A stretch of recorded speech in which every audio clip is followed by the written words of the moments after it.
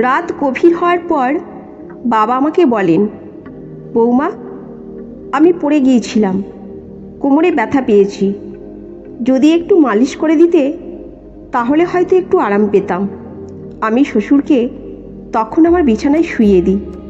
তারপর যা ঘটল আপনি কল্পনাও করতে পারবেন না, কারণ আমার জীবন একেবারে ভেঙে পড়েছিল। বিয়ের 3 মাসের মাথায় আমার স্বামী হঠাৎ করেই এক দুর্ঘটনায় মারা যান।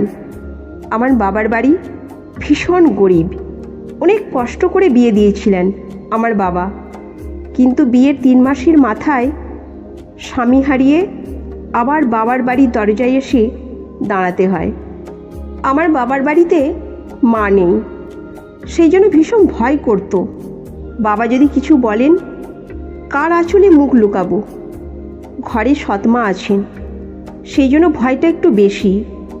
তারপর হঠাৎ একদিন আমার শ্বশুর আমাদের বাড়িতে আসেন। তিনি এসে বাবার সামনে বলেন, আমি চাই আপনার মেয়েকে আবার আমার বাড়িতে নিয়ে যাব, যদি আমাকে দেন।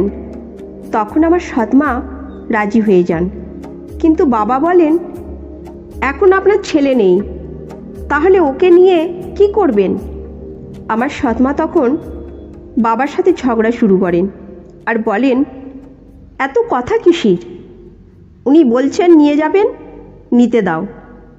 ওনার বাড়ির বউ, ছেলে মারা গেছে, তাতে কি হয়েছে? এটা তো ওর শ্বশুর বাড়ি, যেতে তো পারে।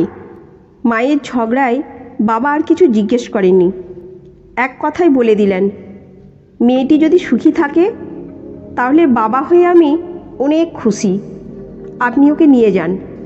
তখন আমার শ্বশুর আমাকে বলেন, নাও কাপড় চোপড় নিয়ে এসো। আমার সৎ মায়ের সমস্ত অন্যায় অত্যাচার সহ্য করে আমি আমার শ্বশুরের বাড়িতে থাকতে বাধ্য হই। বাড়ি গিয়ে পৌঁছানোর পর আমি আমার ঘরে জামা কাপড় পাল্টাচ্ছিলাম। তখন আমার শ্বশুর এসে আমার ঘরে ঢোকেন আর বলেন, বৌমা, একটু চা করে নিয়ে আসো। শ্বশুরের কথায় আমি তাড়াতাড়ি রান্না করে চা করে নিয়ে আসি। বসে বসে চা খেতে খেতে তিনি বলেন, তুমি তো জানো এই বাড়িতে আমি একদম একা। আমার ছেলে ছিল একমাত্র সন্তান, তোমার শাশুড়িও অনেক আগে মারা গেছে, সেই জন্য আমি তোমাকে এই বাড়িতে নিয়ে এসেছি, যাতে আমি বুঝতে না পারি যে এখানে আমি একা আছি। আমি বললাম, বাবা, আপনি একদম চিন্তা করবেন না, আমি তো আপনার পাশে থাকব মেয়ের মতো। তখন আমার শ্বশুর বলেন, আমি জানি তুমি আমার পাশে থাকবে, কারণ তোমার সৎমা তোমাকে ওই বাড়িতে কখনো শান্তিতে থাকতে দেবে না। এইভাবে কিছুদিন চলে যায়। 4 মাস পর একদিন রাতে আমি আমার রুমে শুয়েছিলাম। গভীর রাতে দরজায় টকটক আওয়াজ শুনি। তখন বুঝতে পারি এটা আমার শ্বশুর, কারণ এই বাড়িতে আমি আর বাবা ছাড়া আর দ্বিতীয় কোনো মানুষ নেই। আর রাত 12টার সময় ঘরে কে বা আসবে? বাবার কিছু প্রয়োজন ভেবে আমি দরজা খুলি। দরজা খোলা মাত্রই আমার শ্বশুর আমাকে জড়িয়ে ধরেন আর বলেন, বৌমা, আমি পড়ে গিয়েছিলাম, বাথরুমে কোমরে ভীষণ ব্যথা পেয়েছি, যদি একটু মালিশ করে দিতে তাহলে হয়তো একটু আরাম পেতাম। আমি বাবাকে তখন আমার বিছানায় শুইয়ে দিই এবং ওনার ঘর থেকে মালিশ নিয়ে আসি। বাবার বয়স 50 বছর, এতটা বুড়ো হননি, এখনও জোয়ান মনে হয়। আমার স্বামী একটু অল্প বয়সে বিয়ে করেছিল, আর অল্প বয়সেই এই পৃথিবী থেকে চলে যেতে হলো। বসে বসে শ্বশুরের কোমরে আমি মালিশ লাগিয়ে দিচ্ছি। কেমন যেন উনি আমার দিকে অদ্ভুতভাবে তাকাচ্ছিলেন। তখন আমার আরও বেশি ভয় লাগছিল। আমি বললাম, কি হয়েছে? আপনার কোমরে কি বেশি আঘাত পেয়েছেন? ডাক্তারকে ফোন করব? না বৌমা, থাক, তুমি মালিশ করে দিচ্ছ, এতেই আমি অনেক আরাম পাচ্ছি। শ্বশুরের এমন অদ্ভুত আচরণ দেখে আমি বললাম, বাবা আপনি বরং এখানেই শুয়ে পড়েন। আপনার কোমরে ব্যথা নিয়ে কি করে ঘরে যাবেন? আমি বরং আপনার ঘরে গিয়ে ঘুমিয়ে পড়ি। আমার কথা শুনে আমার শ্বশুর বলেন, এটা কি বলছো বৌমা? এই অবস্থায় আমাকে একা ফেলে তুমি চলে যাবে? রাতে যদি আমার বাথরুমে যাওয়ার প্রয়োজন পড়ে তাহলে আমি একা কি করে যাব? তার চেয়ে বরং তুমি এখানেই শুয়ে পড়ো। কিছুক্ষণ পরে বাবা উঠে এসে আমার দিকে তাকিয়ে বললেন, বৌমা তোমাকে কিছু বলতে চাই। তুমি যদি আমার কথায় রাজি হও তবে বলবো। আমার মনে খটকা লেগে গেল। আমি চিন্তিতভাবে বললাম, বাবা কি বলবেন আপনি? বলুন। শ্বশুর একটু হেসে বললেন, আজকের রাতটা আমি তোমার সাথে কাটাতে চাই, কারণ একা একা আমার আর ভালো লাগছে না। আমার ছেলে মারা যাওয়ার পর আমি ভেবেছিলাম আবার বিয়ে করব, কিন্তু তখন আমার মনে হলো তোমার সৎ মা তোমাকে ওই বাড়িতে কখনো শান্তিতে থাকতে দেবে না, তাই আমি তোমাকে এই বাড়িতে নিয়ে এসেছি। শ্বশুরের কথায় আমি ভীষণ অস্বস্তি বোধ করছিলাম, কিন্তু তার কথায় বিরোধিতা করার সাহস পাইনি। ভয়ে আমি আমার ঘরের সোফায় শুয়ে পড়লাম। ঘুম আসছিল না, ভীষণ ভয় হচ্ছিল। বৌমা মনে হচ্ছে তোমার কাছে খারাপ কিছু চাইনি। আমি চাই তুমি আমাকে বিয়ে করে নাও, তাহলে কেউ আর কিছু বলতে পারবে না। আমি শ্বশুরকে বলি, বাবা আপনি এসব কি বলছেন? আপনি আমার শ্বশুর, আর শ্বশুরের সাথে বিয়ে করা কি সম্ভব?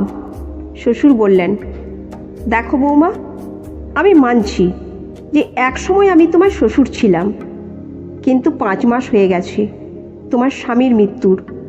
এখন আমাদের মধ্যে আর তেমন কোনো সম্পর্ক নেই। আমি একা, তুমিও একা। আমরা একে অন্যের সঙ্গী হতে পারি। আমার মন বিশৃঙ্খল হয়ে উঠল। বাবার এমন প্রস্তাব শুনে আমি কিছু বলতে পারলাম না। একদিকে সৎ মায়ের অত্যাচার, অন্যদিকে শ্বশুরের অদ্ভুত আচরণ। রাত পেরিয়ে গেল। পরের দিন সকালে শ্বশুরের কথাগুলো নিয়ে অনেক ভেবেছিলাম। নিজের পরিস্থিতি বিশ্লেষণ করছিলাম। শ্বশুরের প্রস্তাব আমার কাছে অসম্ভব মনে হলেও বাস্তব পরিস্থিতি আমাকে বাধ্য করছিল কিছু একটা সিদ্ধান্ত নিতে। বাবার কাছে গিয়ে কথা বলার সাহস পাইনি, কারণ জানতাম বাবার কথা শোনার পর আমার জীবনে নতুন সমস্যা আসতে পারে। একদিন সন্ধ্যায় শ্বশুরের সাথে আবার কথা বলার সুযোগ পেলাম। তিনি বললেন, বৌমা আমি তোমার কাছে খারাপ কিছু চাইনি, শুধু চাই তুমি আমার জীবনের সঙ্গী হও। আমি একা থাকতে পারি না, তোমার সঙ্গেই আমার জীবন সম্পূর্ণ হবে। আমি অনেক ভেবে বললাম, বাবা আমি আপনার প্রস্তাবে রাজি, কিন্তু একটাই শর্ত, আমাদের মধ্যে সবসময় সম্মান ও ভালোবাসার সম্পর্ক থাকবে। আপনি আমাকে মেয়ের মতো সম্মান করবেন, আর আমি আপনাকে বাবার মতো শ্রদ্ধা করব। শ্বশুর বললেন, আমি তোমার শর্ত মেনে নিচ্ছি, তোমার সম্মান সবসময় বজায় রাখব। আমরা বিয়ে করলাম। সমাজের চোখে এটি অস্বাভাবিক হলেও আমরা দুজনেই নিজেদের পরিস্থিতি মেনে নিয়েছিলাম। আমাদের সম্পর্ক ধীরে ধীরে গভীর হয়ে উঠল। শ্বশুর আমার প্রতি যত্নশীল ছিলেন। তিনি আমার সমস্ত দায়িত্ব নিলেন। আমি তার প্রতি শ্রদ্ধাশীল হয়ে উঠলাম। আমরা একসাথে নতুন জীবন শুরু করলাম। শ্বশুরের সাথে সম্পর্কের নতুন রূপ আমাকে নতুন জীবনের পথে নিয়ে গেল।